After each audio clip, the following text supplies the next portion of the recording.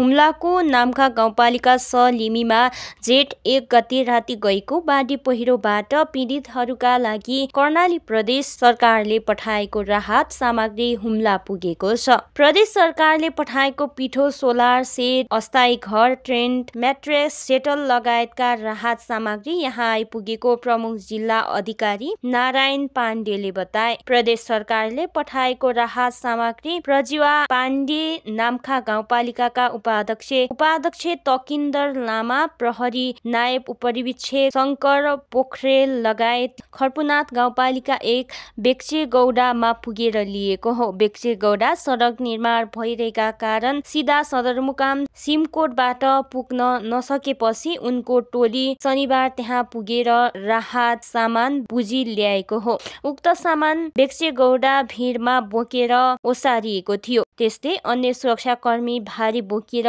भिड पार गरी सामग्री ओसारेका थिए। कर्णाली प्रदेश सरकारले पठाएको उक्त राहत सामग्री नाम्खा गाउँपालिका उपाध्यक्ष लामाको जिम्मा लगाइएको छ। यही जेठ 1 गते राति गाउँभन्दा माथिदेखि बाढी पहिरो आउँदा तिल गाउँका 19 परिवारका 33 जना अहिले त्रिपाल मुनि बस्दै आएका छन्। तिल गाउँमा आएको बाढी पहिरो अनुसन्धान अवलम्बनका लागि राष्ट्रिय विपद जोखिम न्यूनीकरण तथा व्यवस्थापन प्राधिकरणका senior division engineer Sushil Kumar Shrestha नेतृत्वको 3 सदस्यीय टोली अहिले उक्त स्थानमा रहेको